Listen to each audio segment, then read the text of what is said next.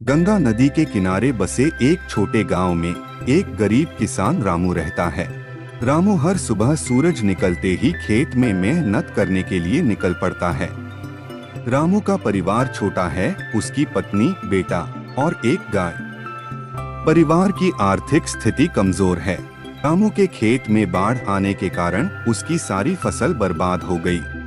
अपनी कठिनाइयों के बावजूद रामू हार नहीं मानता और फिर से अपनी किस्मत को बदलने की ठानता है।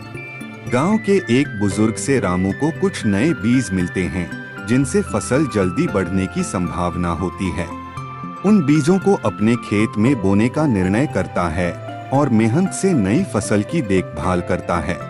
गांव के बाकी किसान रामू को देख हिम्मत करते हैं और उसके साथ मेहनत में जुट जाते हैं।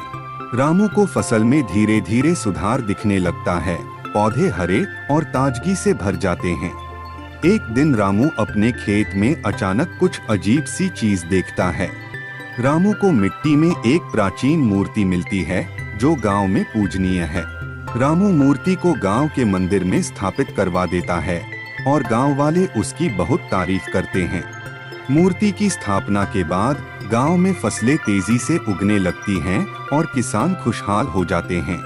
रामू का खेत अब पूरे गांव में सबसे सुंदर दिखता है और लोग उसकी मेहनत की सराहना करते हैं। गांव के व्यापारी रामू की फसल खरीदने में दिलचस्पी दिखाते हैं। रामू को अपनी मेहनत का पहला फल मिलता है, व्यापारी से अच्छा दाम। अब रामू अपने बेटे की पढ़ाई के लिए पैसे बचाने की योजना बनाता है। रामू अपनी पत्नी को कुछ नए कपड़े उपहार में देता है। गांव में रामू की ईमानदारी और मेहनत की कहानी सबको प्रेरित करती है।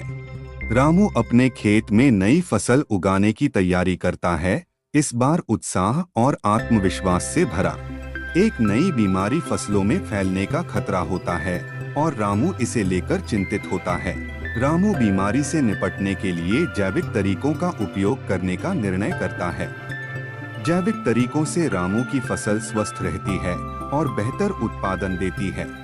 गांव में बाकी किसान रामू की जैविक खेती से प्रेरित होकर इसे अपनाने का निर्णय लेते हैं। रामू का बेटा अब स्कूल जाने लगता है और पढ़ाई में मन लगाता है। रामू और उसकी पत्नी अपने बेटे की उपलब्धियों पर गर्व महसूस करते हैं। गांव में एक किसान मेला लगता है, जहां रामू को उसकी मेहनत के लिए सम्मानित किया जाता है। रामू का जीवन अब पहले से कहीं ज्यादा खुशहाल और समृद्ध है। रामू गांव के युवाओं को खेती के बारे में जागरूक करता है और नई तकनीकें सिखाता है। रामू की मेहनत से न केवल उसका परिवार बल्कि पूरा गांव खुशहाल हो जाता है।